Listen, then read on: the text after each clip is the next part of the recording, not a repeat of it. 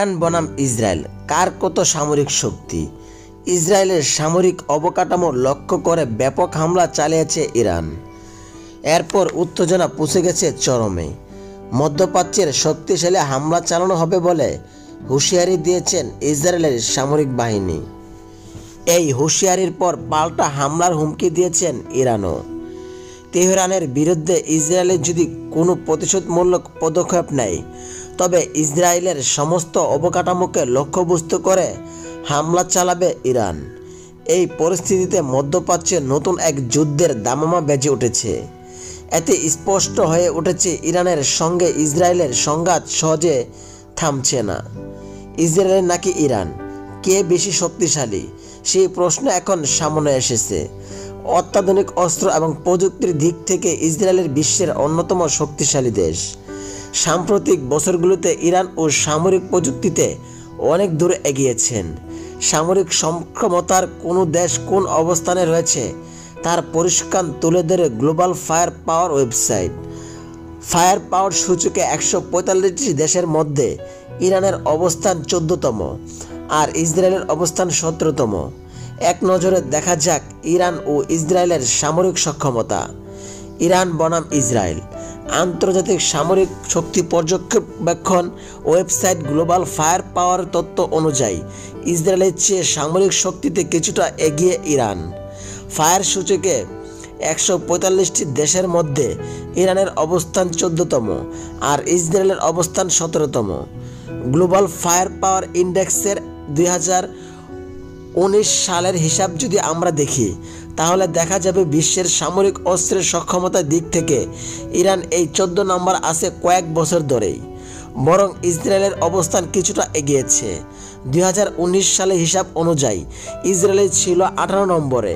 মূলত যুক্তরাষ্ট্রের সামরিক সহায়তা পেয়ে প্রতিনিয়ত নিজেদের সক্ষমতা উন্নয়ন করেছেন ইসরায়েল। হালনাগাদ হিসেবে অনুযায়ী নিয়মিত সেনার সংখ্যা, সামরিক উড়োজাহাজ, পরিবহন উড়োজাহাজ, সাজোয়ান ট্যাঙ্ক, সাজোয়া জাহাজ, সাবমেরিন ও যুদ্ধ জাহাজের সংখ্যা ইসরায়েলের তুলনায় বেশ এগিয়ে ইরান। আবার রিজার্ভ সেনা, যুদ্ধ বিমান হামলার ব্যবহৃত হেলিকপ্টার ও আকাশ প্রতিরক্ষা অবস্থানে এগিয়ে আছেন ইসরায়েল। নিয়মিত সেনাদেরও ইসরায়েলের চেয়ে অনেক এগিয়ে ইরান। ইরানের যেখানে নিয়মিত সেনার সংখ্যা 6,10,000, সেখানে ইসরায়েলের 1,70,000। তবে রিজার্ভ সেনা ইসরায়েলের কাছে বেশি।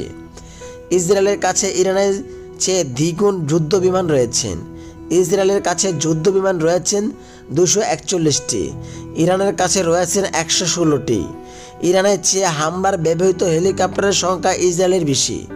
ইরানের এমন হেলিকপ্টার আছে 13টি, ওদিকে ইসরায়েলের আছে হেলিকপ্টার 48টি।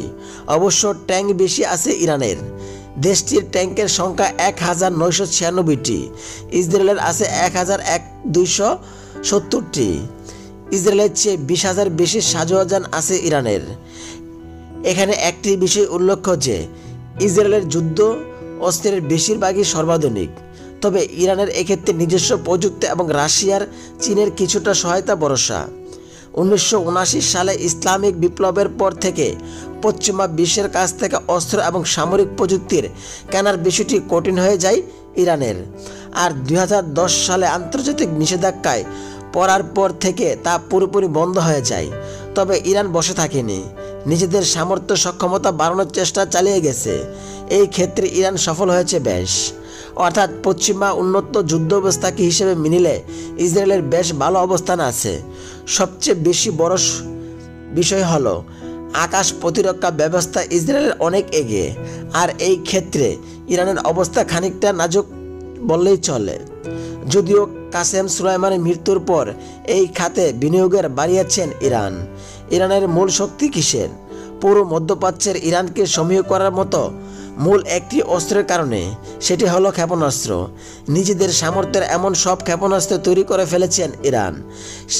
সেগুলোর কারণে ইসরায়েল সহ অন্যান্য বিরোধী রাষ্ট্র ইরানকে ভয় না পাওয়ার কোনো কারণ নেই। যুদ্ধ বিমানের সংখ্যা কম থাকায় আকাশপথে শত্রুকে লণ্ডভণ্ড করে ইরানের পক্ষে কঠিন। উপরের ইসরায়েল ও ইরানের যুদ্ধ বিমানের সংখ্যা দেখলেও সেটা বোঝা সহজ। তাই পরিকল্পিতভাবে ক্ষেপণাস্ত্র ব্যবস্থা শক্তিশালী করার মনোযোগ দেয় ইরান। দেশটির অন্যতম বিরোধী শক্তি হলো যুক্তরাষ্ট্র। সেই মার্কিন প্রতিরক্ষা বিভাগের দেওয়া তথ্যই বলেছেন মধ্যপ্রাচ্যের ক্ষেপণাস্ত্রের সবচেয়ে বড় মজুদ আছে ইরানের। যুক্তরাষ্ট্রের ন্যাশনাল ইন্টেলিজেন্স পরিচালকের অফিসে বলেছেন মধ্যপ্রাচ্যের সবচেয়ে বেশি ব্যালিস্টিক মিসাইল আছে কেবল ইরানেই। খুব নিখুঁতভাবে লক্ষ্যবস্তুকে হামলা চালাতে না পারলেও এইসব মিসাইল বিক্ষিপ্তভাবে ধ্বংসযজ্ঞ চালাতে সক্ষম। এটা অনেকটা আমেরিকান স্টাইলের ব্রাশ ফায়ার করার মতো বিষয়। সবচেয়ে গুরুত্বপূর্ণ বিষয় হলো ইসরায়েলের সৌদি আরব সহ পারস্য অঞ্চলের বেশিরভাগ দেশ ইরানের ক্ষেপণাস্ত্র আওতায় আছে। ফলে শত্রুপক্ষের ক্ষয়ক্ষতি সাধনের ক্ষমতা ইরানের ভালোই আছে। আর এটাই বিরোধী পক্ষের কপালে দুশ্চিন্তায় বাজ ফেলতে যথেষ্ট। ইরান ও ইসরায়েলের কার কত সামরিক শক্তি? নিয়মিত সেনা ইরানের আছে 6,10,000, ইসরায়েলে আছে 1,70,000। রিজার্ভ সেনা ইরানে আছে 3,50,000, ইসরায়েলে আছে 4,65,000।